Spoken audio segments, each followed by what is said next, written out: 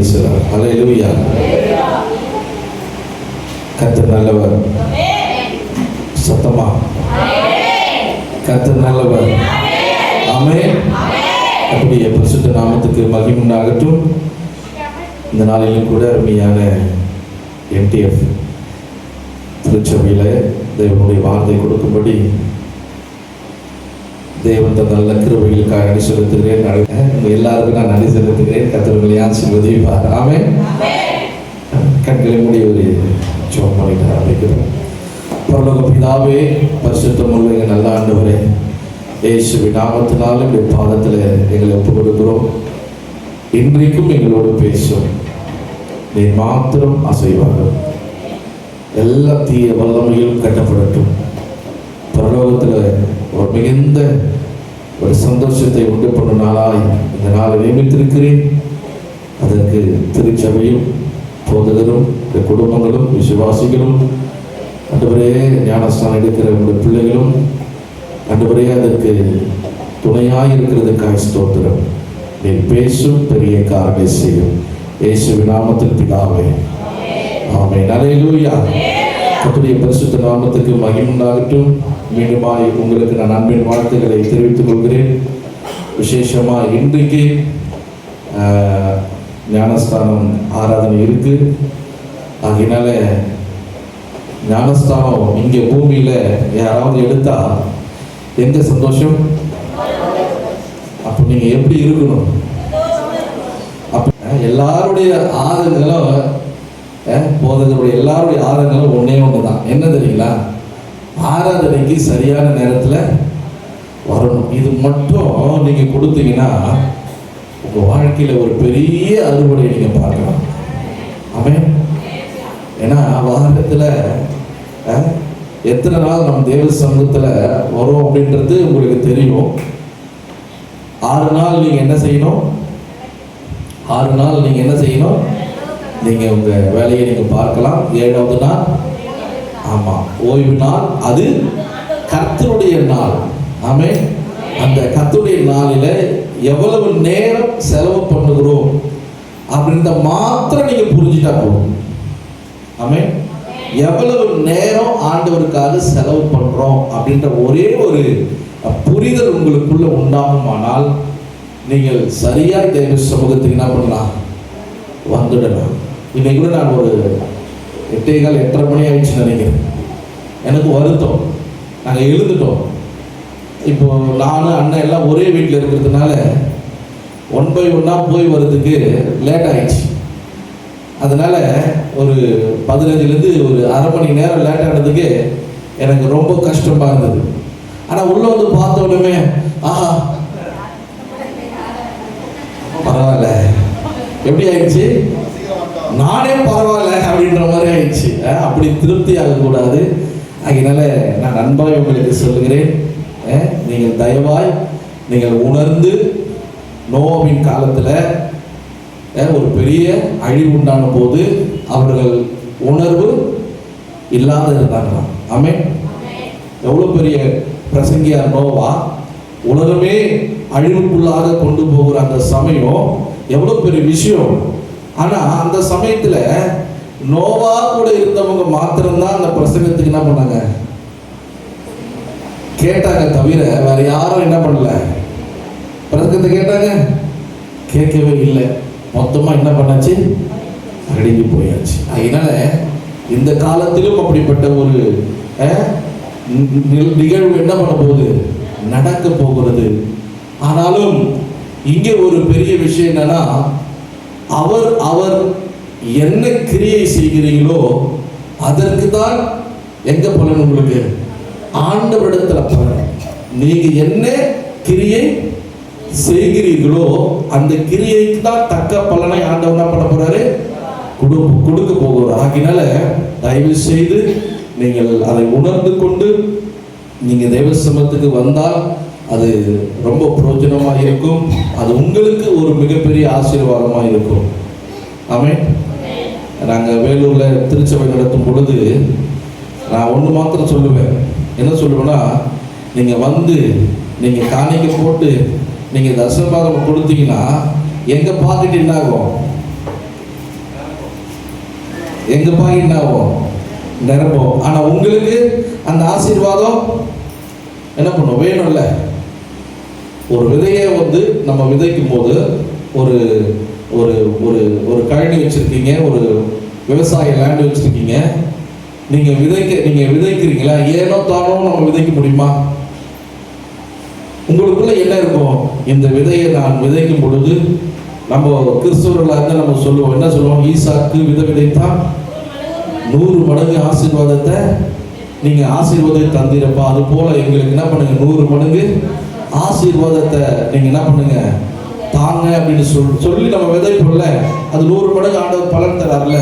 அது போல நீங்க கொடுக்கிற காணிக்கைகள், நீங்க கொடுக்கிற தசம பாகங்கள், நீங்க செய்கிற அர்ப்பணிப்பு, இந்த சபைக்கு செய்கிற அர்ப்பணிப்பு, இது எல்லாத்துக்குமே ஒரு பலன் உண்டு.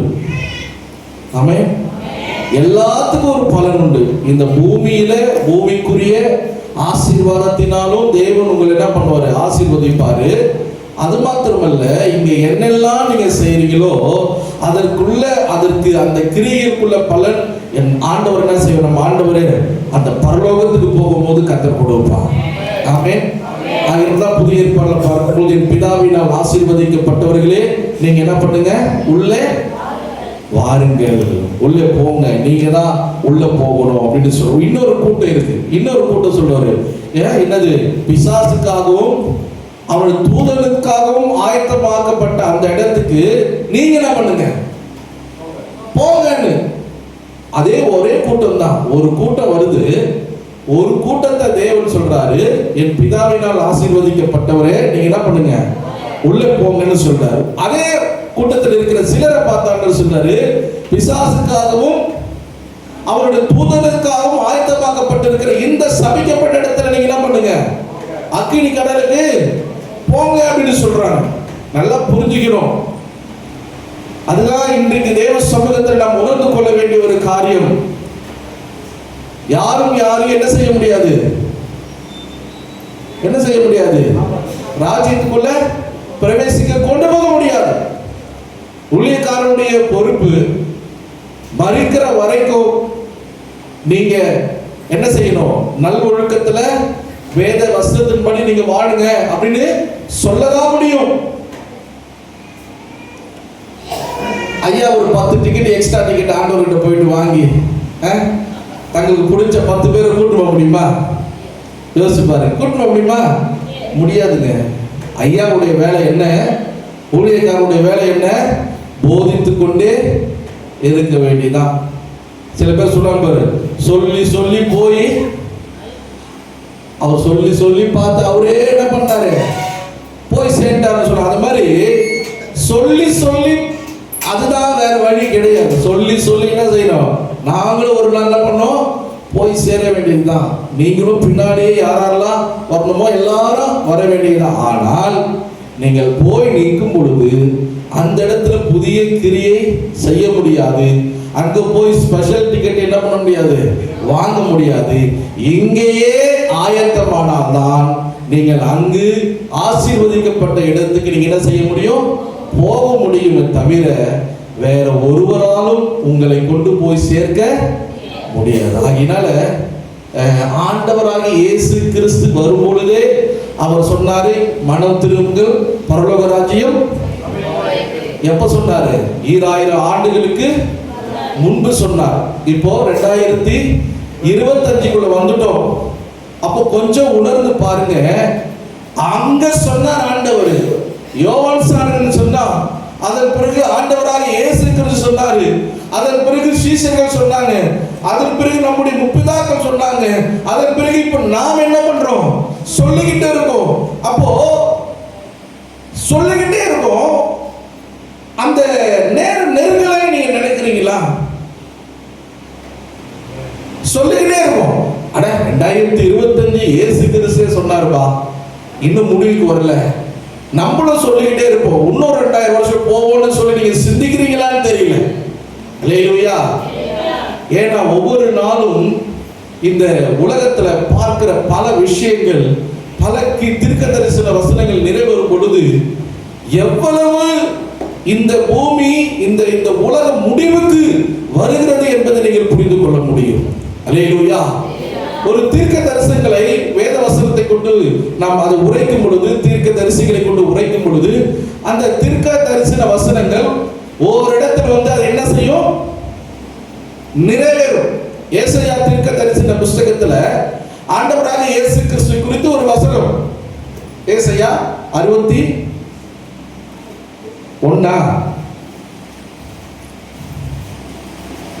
வசனம் வாசிங்க.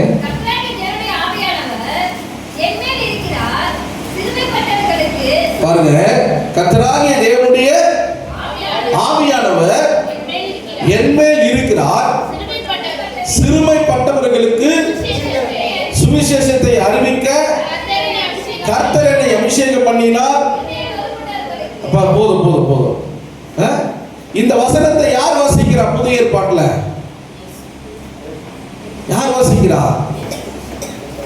இயேசு கிறிஸ்து வாசிக்கிறார். நல்லா புரிஞ்சுக்கணும். ஏசாயா எழுதின தீர்க்க தரிசன புஸ்தகத்தில் எழுதப்பட்டிருக்கிற வார்த்தை, ஆண்டவராக இயேசு கிறிஸ்து ஆலயத்துக்கு போய் அவர் அந்த வேதத்தை திறந்து வாசிக்கும் பொழுது அவர் அந்த வசனத்தை வாசித்து சொல்றார், இன்றைக்கு இந்த வசனம் இங்கே நிறைவேறிற்று. வசனம் லூக்கா 4 அதிகாரம் 14 லூக்கா 4:16 இருங்க, எல்லாம் எடுத்துட்டு இருக்கு. லூக்கா 4 அதிகாரம் 16 வாசிங்க. பாருங்க, நல்லா கவனிக்கணும். தாம் மலர்ந்த ஊராகிய நாசரேத்துக்கு அவர் வந்து தம்முடைய வழக்கத்தின்படியே ஓய்வு நாளில் ஜெப ஆலயத்திலே பிரவேசித்து வாசிக்க எழுந்து நின்றார். பாருங்க, நம்ம முன்னாடி வாசித்தல, அப்பொழுது ஏசாயா தீர்க்கதரிசியின் புஸ்தகம் அவரிடத்தில் கொடுக்கப்பட்டது. அவர் புஸ்தகத்தை விரித்த போது, கர்த்தருடைய ஆவியானவர் என்மேல் இருக்கிறார், தரித்திரருக்கு சுவிசேஷத்தை பிரசங்கிக்கும்படி என்னை அபிஷேகம் பண்ணினார், இருதயம் நறுங்குண்டவர்களை குணமாக்கவும், சிறைப்பட்டவர்களுக்கு விடுதலையையும், குருடருக்கு பார்வையையும் பிரசித்தப்படுத்தவும், நொறுங்குண்டவர்களை விடுதலையாக்கவும், கர்த்தருடைய அநேக வருஷத்தை பிரசித்தப்படுத்தவும் என்னை அனுப்பினார் என்று எழுதியிருக்கிற இடத்தை அவர் கண்டு வாசித்து புஸ்தகத்தை சுருட்டி பணிவிடைக்காரனிடத்தில் கொடுத்து உட்கார்ந்தார்.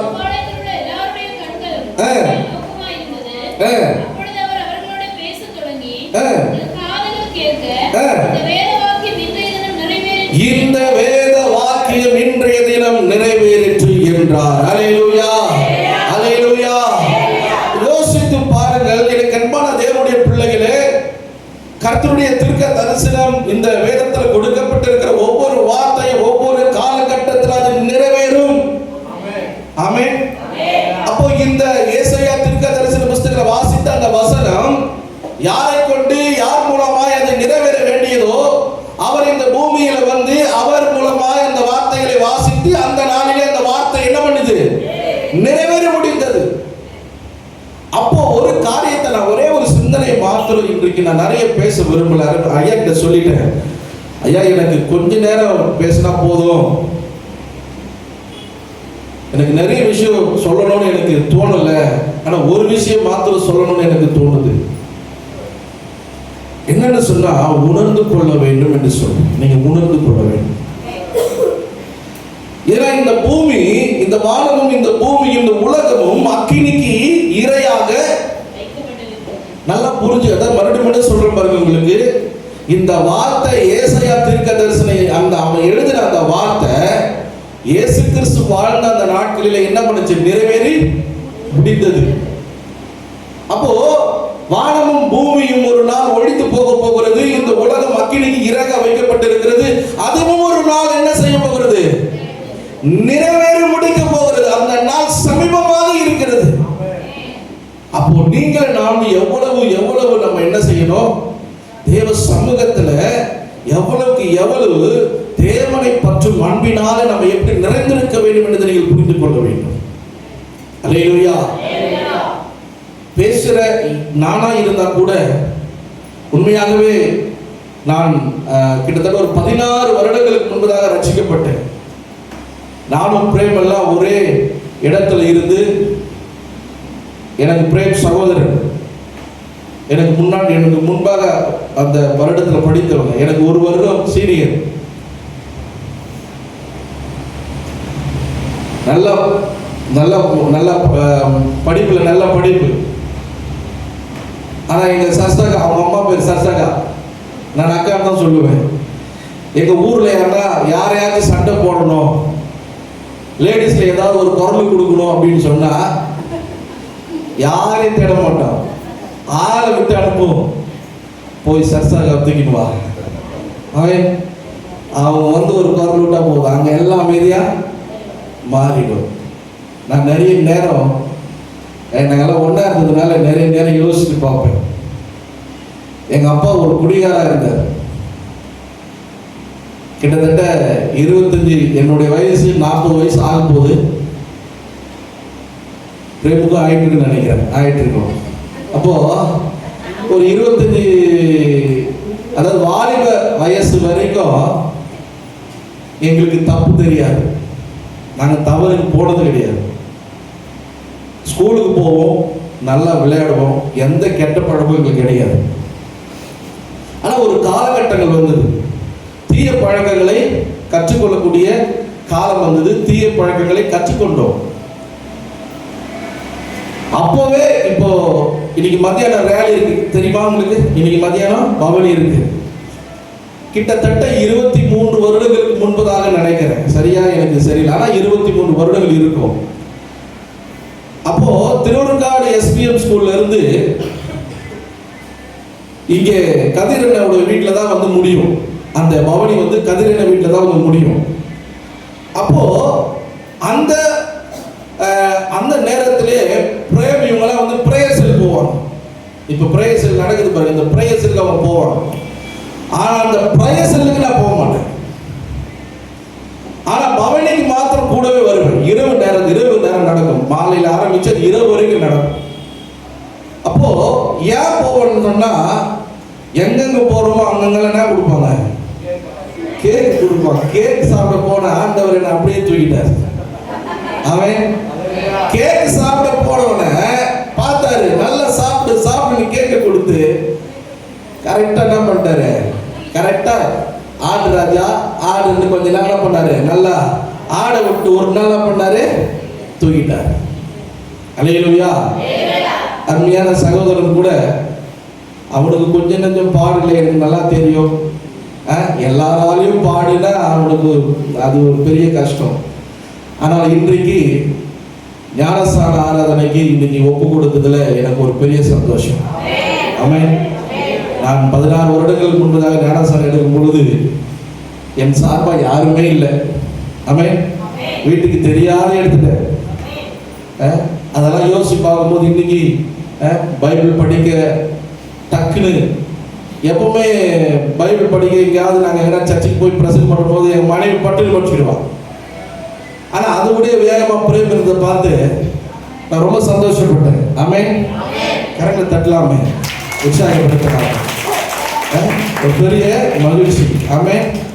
அதனால ஒவ்வொரு காலங்களிலும் ஒவ்வொரு மனிதர்களை ஆண்டவர் என்ன செய்கிறாரு, பயன்படுத்துறாரு. அவர்களை கொண்டு தேவன் சித்தத்தை என்ன பண்றாரு, நிறைவேற்றுகிறார். அப்போ இன்றைக்கும் தேவ சித்தத்தை நிறைவேற்றும்படி கூடி வந்திருக்கிற நம்முடைய வாழ்க்கையில எவ்வளவு பெரிய சந்தோஷம். நீங்க எல்லாம் ஞானஸ்தான ஆராதனை அப்படின்னு சொல்லி சாதாரணமா நீங்க என்ன பண்ணி, யாரோ ஒருத்தர் ஞானஸ்தானம் எடுக்கிறாங்க, ஐயா தண்ணியில இறங்க போறாரு, அவரு தண்ணியில இறங்க போறாரு, அப்படியே கவுக்க போறாரு, அப்படியே எழுக்க போறாரு, அவ்வளவுதான் முடிஞ்சு நினைக்கிறோம். ஆனா இன்றைக்கு NTF திருச்சபை மூலமா ஒரு பெரிய சந்தோஷம் எங்க கொடுக்குறீங்க, பரலோகத்துல கொடுக்குறீங்க. முகத்துல எவ்வளவு சந்தோஷம் இருக்கணும் பாருங்க. அல்லேலூயா. நம்முடைய திருச்சபை நிமித்தம் பரலோகம் சந்தோஷப்பட போகிறது. அல்லேலூயா, அல்லேலூயா. இன்றைக்கு கர்த்தர் அந்த சந்தோஷத்தை இன்றைக்கும் நமக்கு கொடுக்க சித்தமாக இருக்கிறார். அல்லேலூயா. அது போல எத்தனையோ திரளான கூட்டம் இருக்கு. ஆமென். அவர்களும் அந்த சந்தோஷத்தை என்ன செய்யணும்? பெற்றுக்கொள்ள வேண்டும். அந்த சந்தோஷத்தை கொடுக்கணும்னு சொன்னா நீங்களும் நானும் உணர்ந்தவர்களாய் இருக்க வேண்டும். ஆமென். நீங்கள் நானும் உணர்ந்தவர்களாய் இருக்கணும். திருவள்ளூர் ஏற்காடு பகுதியில் எங்களோடு கூட ஊழியத்தில் பயணித்த ஒரு சகோதரன் ஊழியத்தை ஆரம்பித்து அந்த ஊழியத்துக்கு போனார். திருமணம் ஆகி உடனே அந்த ஊழியத்துக்கு அவர்களை கொண்டு போய் விட்டார்கள். கிட்டத்தட்ட 60-70 நபர்களை ஆண்டவர் கூட்டி சேர்த்து விட்டார். எப்படி தெரியுமா நடந்தது? மெய்ப்பெண் குட்டி போடுவானா, ஆடு குட்டி போடுமா? கரெக்டா சொல்லலாம். அதுக்கப்புறம் உங்களை தான் கேட்பேன். மெய்ப்பெண் குட்டி போடுவானா, ஆடு குட்டி போடுமா? இப்போ யார் மெய்ப்பெண் இதுல? நீங்களா சமாதானம் பாஸ்டரா? ஐயா தான் மெய்ப்பெண். ஆடு யாரு? அப்ப குட்டி போடணுமா போடக்கூடாதா? ஆமென். அப்போ இந்த வருஷத்துல ஒரு தீர்மானம் எடுங்க. காலம் சமீபமாயிற்று. இயேசு கிறிஸ்து சீக்கிரம் வரப்போகிறார். அருமையான அப்பா நான் பார்த்தது கிடையாது, போலீஸ்கார நான் பார்த்தது கிடையாது, ஆனா கேள்விப்பட்டு இருக்கிறேன். அவன் ஊருக்கே ஒரு நாள் போயிருக்கிறோம். நானும் பிரேமம் தெரியாது, போலீஸ்காரருக்கே தெரியாது. நாங்கள் போனாங்க, ரொம்ப திருடனா இருந்தோம். போலீஸ்காரருக்கே டிம்மிங் கொடுத்து நானும் பிரேமம் அவன் ஊருக்கு போயிருந்தோம். ஆனா பாருங்க, நம்மளுக்கெல்லாம் போலீஸ்காரனா எப்படி தெரியும்? அவர் வைத்திருக்கிற மியூசியை பார்த்து எத்தனை பேர் அலற விட்டுருப்பாரு, எத்தனை லட்டி உடைஞ்சிருக்கோம். ஆனா பாருங்க, இன்னைக்கு தேவ சமூகத்துல வந்து அழுதார்ல, அதான் இயேசு. ஆமென். எந்த மனுஷனா இருந்தாலும் தேவனுடைய அன்பு ஒருவரை தொடுமானால் அவங்களை ஆண்டவர் மாத்திடுவார். ஆமென். அல்லேலூயா. எங்களை பாவத்திலிருந்து மாத்திர ஆண்டவர் இன்னைக்கு ஊழியக்காரனா தொடர வச்சிருக்கிறார். அருமையான ஐயா பாருங்க, ரொம்ப ஸ்ட்ரிக்டா இருந்திருக்கலாம். நான் இன்னைக்கு கண்ணனா யோசிப்பாங்க, எஸ்ஐ அழுகுறாருப்பா. அவன் அது ஆச்சரியக்குறின்ற மாதிரி எஸ்ஐ அழுகுறாருப்பா. சிபிஎம் சர்ச்சில் தான் பார்த்துருக்கிறேன், நிறைய அதிகாரிகளும் அந்த மடம் திரும்பி வருவாங்க. ஆனால் இன்றைக்கு இந்த திருச்சபையிலும் அருமையான ஐயாவை கொண்டு வந்து அந்த காயங்களை ஆற்றி இயேசு அற்புதம் செய்தார் என்ற சாட்சிகள் சொல்லும் பொழுது இந்த சாட்சிகள்லாம் தேவனுடைய நாமம் மகிமைப்படும். அல்லேலூயா. அதனால இவ்வளவு சந்தோஷத்தை கொடுக்கிற நம்முடைய வாழ்க்கையில இன்னும் பெரிய பெரிய சந்தோஷத்தை நீங்கள் ஆண்டவருக்கு நீங்க என்ன பண்ணணும்? நீங்க கொடுக்க வேண்டும். நீங்க எவ்வளவுக்கு எவ்வளவு உற்சாகமாய் நீங்கள் இருக்கிறீங்களோ அவ்வளவுக்கு அவ்வளவு தேவ சமூகத்திலே கர்த்தர் இந்த ஆலயத்திலே ஜனங்களை பெருகிடுவார். ஆமென். அல்லேலூயா. கொஞ்சம் கொஞ்சம் கொஞ்சம் உணர்ந்தவர்களாய், கொஞ்சம் புரிந்தவர்களாய், நம்மிடத்தில் கொடுக்கப்பட்ட பொறுப்பு, நம்மிடத்தில் கொடுக்கப்பட்ட அந்த அந்த அந்த அந்த வேலையான ஒரு வேலையை நீங்க கொஞ்சம் புரிஞ்சிட்டு அதற்குண்டான ஒரு வேலையை நீங்க எடுப்பீங்கன்னா, ஒரு ஸ்டெப் எடுப்பீங்கன்னா, அது உங்க வாழ்க்கையில் ஒரு பெரிய அதிசயத்தை காண செய்யும். ஆமென். எரிகோ சுவர், சுத்தி எரிகோ சுவர், உள்ள போக முடியல, உள்ள வர முடியல, முழங்கால் போட்டு அப்படியே சர்ச்சில் உட்கார்ந்து அப்படியே ஜெபம் பண்ணி இருந்தார்களா, இல்ல ஏதாவது மாற்று வழி சொன்னாங்க செஞ்சாங்களா? எரிகோ சுவர் இருந்தது, உள்ள போக முடியல, வெளியே வர முடியல. அவர்கள் முழங்கால் போட்டு அங்கேயே உபவாசத்தோடு ஜெபம் பண்ணியிருந்தாங்களா, இல்ல அவங்க வேற ஏதாவது செஞ்சாங்களா? என்ன செஞ்சாங்க? அந்த ஆலயத்தை என்ன பண்ணாங்க? சுத்தி சுத்தி வராங்க. நான் என்ன சொல்ல வரேன்னு புரியுதா உங்களுக்கு? எரிகோ உடையணும்னா நம்ம என்ன செய்யணும்? எங்க வரணும்? சுத்தி. ஆமா. ஆமென். இந்த ஆலயத்தில் இருக்கிற கிழக்கு, எது கிழக்கு? இந்த கிழக்கா? ஆலயத்தில் இருக்கிற கிழக்கு, மேற்கு, வடக்கு, தெற்கு, இது எல்லாத்தையும் நீங்க என்ன செய்யணும்? சுத்தி வரணும். சுத்தி வந்தாதான் எரிகோ விழும். எரிகோ விழுந்தாதான் உள்ள ஆத்மா வரும். அல்லேலூயா. அல்லேலூயா. அதனால தயவு செய்து சொல்றேன், தயவு செய்து இந்த வருஷம் ஒரு தீர்மானம் எடுங்க. அப்பெல்லாம் கெட்ட பழக்கம் இருக்கும்போது ஒரு தீர்மானம் எடுப்போம். 31 நைட்டோட நான் என்ன பண்றேன்? இந்த பழக்கத்தை விட்டுறேன். 10 மணிக்கு உட்காந்து ஆரம்பிப்போம். எத்தனை மணி முடிய தெரியுமா? 1, 2ன்னு போவோம். ஆடுற ஆட்டம், பாடுற பாட்டம், போடுற எல்லாமே போய் புது வருஷம் வந்துடும். காலையில் எழுந்து தலைவலிக்கும். திரும்பி என்ன பண்ணுவோம்? பழைய குருடி கதவை தெரியுதுன்னு சொல்லி பேலன்ஸ் இருக்கு பாருங்க, டக்குன்னு போட்டு சரி பண்ணுறோம். அப்போ அந்த வருஷம் என்ன பண்ணோம்? கெட்ட பழக்கம் தொடரும். தயவு செய்து எங்கள் மாதிரி இருக்காது. ஆண்டவர் எங்களை மனம் திரும்ப வைத்திருக்கிறார். அல்லேலூயா.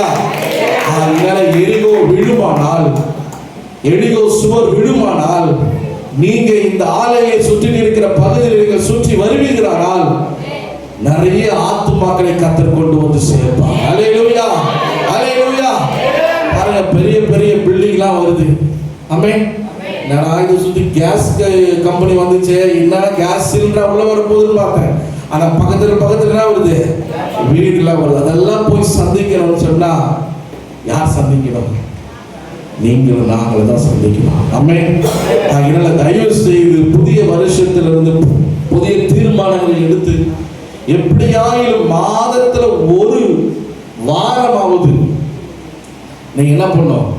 சபையாய் சேர்ந்து ஊழியத்தை செய்ய ஆரம்பிக்கணும். கீழே பார்த்தேன், அந்த டைனிங் டேபிள் ஃபுல்லா புக்ஸ், ட்ராக்ஸ். நானும் வரும்போதெல்லாம் பார்ப்பேன், குறையும் பார்ப்பேன், சேர்ந்துட்டே இருக்குது. ஒருவேளை ஆசீர்வாதம் சேர்ந்துட்டே இருக்குது. அப்படி பார்த்தா இந்த புக்கு எடுத்துட்டு வெளியே போனதுன்னா காலியாகும். அதனால தயவு செய்து நான் அடுத்த முறை வரும்பொழுது, இந்த வருஷம் அடுத்த வருஷம் வரும் பொழுது அந்த புக்கு என்ன பண்ணக்கூடாது? டேபிள் மேல. அதனால நைட்டா கோணில போட்டு தூக்கி விட போறீங்க. அப்படி பண்ணீங்கன்னா ஆண்டவர் உங்களை பார்த்து கடன் கேட்பார். அதனால தயவு செய்து மாதத்துல ஒரே ஒரு வாரம் சண்டே ஆராதனை எவ்வளவு சீக்கிரம் முடியுமோ அவ்வளவு சீக்கிரம் முடிச்சுட்டு இந்த பகுதியை நீங்கள் சுற்றி வந்து நீங்கள் கைப்பிரதை கொடுத்து ஆண்டவருடைய அன்பை சொல்லி நீங்கள் ஊழியம் செய்வீர்களால் எரிகோ சுவர் விழும், ஆத்துமாக்கள் உள்ளே வருவார்கள், ஆசீர்வதிக்கப்படும். ஆமென். அப்படிப்பட்ட வல்லமுள்ள தேவன் தான் நம்முடைய தேவன். அல்லேலூயா. யோவேல் எழுதின தீர்க்கதரிசன புஸ்தகத்துல 2ஆம் அதிகாரம் பாருங்க. யோவேல் தீர்க்கதரிசன புஸ்தகம் 2ஆம் அதிகாரம் 26, 27 வாசிக்கும் பொழுது, நீங்கள் சம்பூர்ணமாய் சாப்பிட்டு திருப்தி அடைந்து உங்களை அதிசயமாய் நடத்தி வந்த உங்கள் தேவனாகிய கர்த்தருடைய நாமத்தை துதிப்பீர்கள். என் ஜனங்கள் ஒருபோதும் வெட்கப்பட்டு போவதில்லை. கரங்களை தட்டி கர்த்தருடைய நாமத்தை மகிமைப்படுத்தலாமே. இந்த காலவரையில தேவ சமூகத்தில் வந்திருக்கிற அன்பான தேவனுடைய பிள்ளைகளே, நீங்கள் ஒரு நாளும் ஒருபோதும் வெட்கப்பட்டு போக மாட்டீங்க. சத்தமாமே சொல்லுங்கப்பா. அல்லேலூயா. இந்த ஒரு வார்த்தையை தான் நான் உங்களுக்கு சொல்லணும் வந்தேன். என் ஜனங்கள், ஆண்டவர் சொல்றாரு, என் ஜனங்கள் ஒருபோதும் வெட்கப்பட்டு போவதில்லை. அல்லேலூயா, அல்லேலூயா. 27 வசனம், நான் இஸ்ரவேல் நடுவில் இருக்கிறவர் என்றும் நானே உங்கள் தேவனாகிய கர்த்தர், வேறொருவர் இல்லை என்றும் அறிந்து கொள்வீர்கள். என் ஜனங்கள் ஒருபோதும் வெட்கப்பட்டு போவதில்லை. இதெல்லாம் தீர்க்க தரிசன வசனம். இதெல்லாம் என்னது? தீர்க்க தரிசன வசனம். 28 பாரு. அதற்கு பின்பு நான் மாம்சமான யாவர் மேலும் என் ஆவியை ஊற்றுவேன். அப்பொழுது உங்கள் குமாரரும் உங்கள் குமாரத்திகளும் தீர்க்க தரிசனம் சொல்வார்கள். உங்கள் மூப்பர்கள் சொப்பனங்களையும் உங்கள் வாலிபர் தரிசனங்களையும் காண்பார்கள். ஊழியக்காரர் மேலும் ஊழியக்காரர்கள் மேலும் அந்த நாட்களில் என் ஆவியை ஊற்றுவேன். இது நிறைவேறிச்சா நிறைவேறலையா? ஆமென் சொல்லக்கூடாது. ஆமென் சொன்னா என்னது? நான் கேள்வி கேட்கிறேன். இது நிறைவேறிச்சா நிறைவேறல? ஆமென் சொன்னீங்கன்னா அது பொதுவா ஏதாவது ஒரு போட்டுக்கணும் அப்படி கிடையாது. நிறைவேறிச்சா நிறைவேறலையா? நிறைவேறிச்சு. எத்தனை பேர் சொல்லுங்க நிறைவேறிச்சா? நிறைவேற்றி சொல்லலாம், கை தூக்குங்க. இப்படி கேள்வி கேட்டு பயப்படக்கூடாது. நீங்க தான் கரெக்டா ஆன்சர் சொல்லிட்டீங்களா? நிறைவேறிச்சு. எங்க நிறைவேறிச்சு? அப்போஸ்தலர் 1ஆம் அதிகாரம், அப்போஸ்தலர் 2ஆம் அதிகாரம். எங்க மனைவி கொஞ்சம் மலையாள கலந்து கொஞ்சம் ஒரு கிராஸ் ஆகி போச்சு. அதனால அந்த ஸ்பெல்லிங்கும் புரியாது, அது இது புரியல. ரொம்ப 2.5-3 வருடம் கிட்ட நெருங்கும் போது ரொம்ப போராட்டமா இருக்கு, பேசுறது புரியல. 2ஆம் அதிகாரம்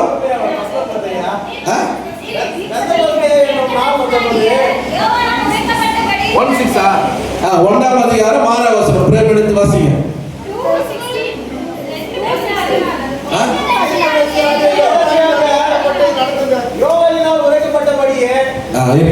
அப்போஸ்தலர்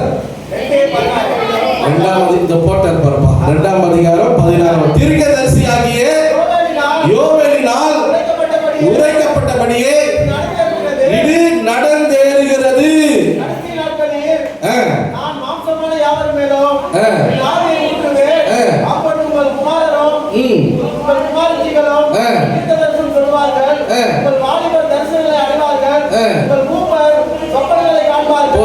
போதும். அப்போ இந்த வார்த்தை அப்போஸ்தலர் 2ஆம் அதிகாரத்துல என்ன ஆச்சு? நிறைவேறிச்சு. இந்த யோவேல் எடுத்துங்க.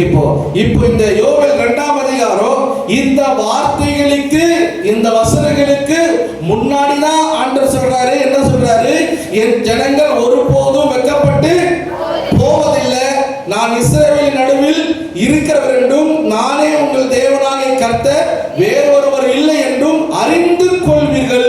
என் ஜனங்கள் ஒருபோதும் வெட்கப்பட்டு போவ இல்லை அப்படின்னு சொன்னா, எனக்கு அன்பான தேவனுடைய பிள்ளைகளே, இந்த அதிகாரத்தை வாசித்து பார்க்கும்போது இந்த அதிகாரத்திலிருந்து வேறொரு இடத்துக்கு என்னால போக முடியல. என்னன்னு சொன்னா, என் ஜனம் வெட்கப்பட்டு போவதில்லை. இது தீர்க்கதரிசன வார்த்தை. அப்ப இது நிறைவேறிதான் என்ன பண்ணோம் ஆகணும். நம்ம கிட்ட எப்படி நிறைவேறிச்சு? இப்போ உங்ககிட்ட ஒரே ஒரு கேள்வி, அவ்வளவுதான், டைம் முடிஞ்சிச்சு. உங்ககிட்ட அந்த வார்த்தை நிறைவேறிச்சா?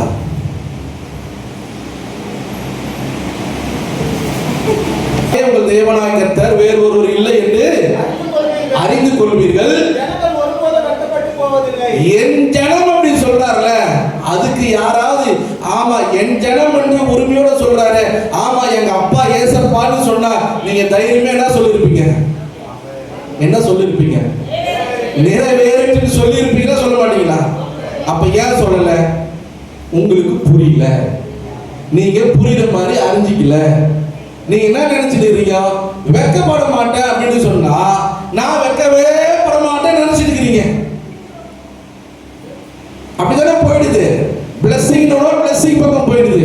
ஆனா அதுக்கு முன்னாடி ஆண்டவர் சொல்றாரு, என் ஜனம் அப்படி சொல்றாரு. அதற்கு எவ்வளவு பெரிய ஒரு ஆசீர்வாதம் இருக்கு. என் ஜனங்கள் என்ன பண்ணாது? வெட்கப்பட்டு. அப்ப என் ஜனம் அப்படி சொல்லக்கூடிய அந்த உரிமையை ஆண்டவர் உங்களிடத்தில் என்னிடத்தில் அவர் என்ன செஞ்சிருக்கிறாரு? நிறைவேறி இருக்கிறது. அல்லேலூயா. நீங்க என் ஜனம் நிறைவேறினது நீங்க புரிஞ்சுக்கினாதான் நீங்க வெட்கப்பட்டே என்ன பண்ண முடியாது. நீங்க என்ன நினைக்கிறீங்கன்னா, என் ஜனத்தை விட்டுட்டீங்க, எங்க போயிட்டீங்க? வெட்கப்பட்டு போவதில்லை. அந்த இடத்துக்கு போனதுனால உங்களுக்கு கண்ணுக்கு முன்னாடி ஒவ்வொரு நாளும், ஒவ்வொரு வாரம், ஒவ்வொரு மாதம் வேலைக்கு போனா, வீட்டுல இருந்தா, அங்க வந்தா, இங்க வந்தா, என்ன வெட்கப்படுத்தினே இருக்கிறாங்க. அந்த வார்த்தைக்கு நேராக கவனம் போறதுனால முன்னாடி ஆண்டவர் ஒரு பெரிய தீர்க்க தரிசனத்தை உங்ககிட்ட என்கிட்ட அவர் நிறைவேற்றிருக்கிறாரு. அது புரியாததுனாலதான் இது உங்களுக்கு பெருசா தெரியுது. அல்லேலூயா. இன்னைக்கு சொல்லுங்க, இந்த வார்த்தை என்கிட்ட நிறைவேறிச்சு. என் தேவன் எங்க இருக்கிறாரு பாருங்க. அந்த வசனத்தை மறுபடியும் வாசிங்க. நான் இஸ்ரவேலின் நடுவில். அப்போ உங்களிடத்துல இயேசு கிறிஸ்து என்ன பண்றாரு? இருக்கிறார். அவரே உங்கள் தேவனாகிய கர்த்தர், வேறொருவர் இல்லை. நீங்க அப்படி அறிந்து கொள்ளுங்க. என் ஜனம் இப்ப ஒருபோது வெட்கப்பட்டு போவாது. கையை தட்டுங்க. அல்லேலூயா. நல்ல பலமா தட்டுங்க. அப்ப என் ஜனம் அப்படி சொல்றாருன்னா அதோடு சேர்ந்து அந்த வார்த்தையை உங்களுக்குள்ள அதுதான் பண்ணோம், நிறைவேறிட்டு. ஆமென். அல்லேலூயா. மூடி ஆண்டவரை பார்த்து சொல்லுங்க, ஆண்டவரே இன்னைக்கு என் வாழ்க்கையில ஆண்டவரே இந்த கொஞ்ச நேரத்துல ஆண்டவர் இந்த வார்த்தைகளை எனக்கு சொல்லிடப்பா. ஆண்டவரே இது கடைசி நாட்கள், மனுஷர்கள் தற்பிரியராக தான் இருப்பாங்க, அவர்களுக்கு ஏற்ற மாதிரி தான் நடந்து கொள்ளுவாங்க. ஆனா நாங்க அந்த வார்த்தைக்கு ஏற்ற மாதிரி நடந்து கொள்ளக்கூடாது. ஆண்டவரே நீர் எப்படி எங்களை நேசிக்கிறீரோ, எங்களை பாவங்களில் இருந்து எப்படி மீட்டீரோ, ஆண்டவரே எங்கள் மேலே அன்பு செலுத்தினால் தவறு பண்ணும் போதெல்லாம் எங்களை தூரம் திறத்து விடாத. ஆண்டவரே 2 கரங்களை விரித்து, ஆணி பாய்ந்து 2 கரங்களை விரித்து, ஆண்டவர் ஒவ்வொரு வாரமும் ஒவ்வொரு நாளும் வந்து முழங்கால் படிட்டு, ஆண்டவரே என்னை மன்னின்னு சொல்லும் போதெல்லாம் உங்க கரத்தினால் எங்களை அணைத்து இனி பாவம் செய்யாதேன்னு சொல்லி ஒவ்வொரு வாரம் தேர்ச்சி அனுப்புகிறீரே. அந்த அன்பை நான் அநேகருக்கு சொல்லுவேன்ப்பா. இந்த வருஷத்துல தீர்மானம் எடுக்க ஆண்டவரே போதகர் சொல்லி இருக்கிறாங்க. ஆண்டவரே போதகர் சொல்றதுனால இல்ல, எனக்குள்ளே ஒரு தீர்மானத்தை எடுக்க வேண்டும், எனக்குள்ளே ஒரு வைராக்கியம் இருக்க வேண்டும். என் ஆண்டவர் என்னை ரட்சித்தது போலவே அநேகரை ரட்சிக்க வேண்டும் என்று ஒரு நல்ல எண்ணங்களோடு கூட புதிய வருஷத்துல பிரவேசிக்க எங்களுக்கு உதவி செய்யுங்க ஆண்டவரே. எங்களுக்கு உதவி செய்யுங்கப்பா, எங்களுக்கு உதவி செய்யுங்க ஆண்டவரே. ஆண்டவரே திருச்சபை எந்த அளவுக்கு நீ நேசிக்கிறீரப்பா, எங்களையும் நேசிக்கிறீர், எங்கள் பிறரும் நேசிக்க எங்களுக்கு உதவி செய்யும். இன்றைக்கு வந்த உங்களுடைய பிள்ளைகள் என் ஜனம் என்று சொல்லி, ஒரே ஒரு தேவன் சாதாரண எங்களை மனுஷனை பார்த்து என் ஜனம் அப்படி சொல்றீங்கன்னா நாங்கள் எவ்வளவு பாக்கியவான்களப்பா, எவ்வளவு பாக்கியவான். எங்க அப்பா வானத்தை பூமி உண்டாக்குறவர், சர்வ எல்லாவற்றையும் நடத்துகிறவர்கள் அப்பா. அப்படிப்பட்ட அப்பா என் ஜனம் என்று சொன்னார்னா எங்களுக்கு ஒரு பெரிய சந்தோஷம் தானே. அந்த சந்தோஷத்தில் நாங்கள் இருக்க என தொடர்ந்து பயணிக்க கர்த்தர் உதவி செய்யும்.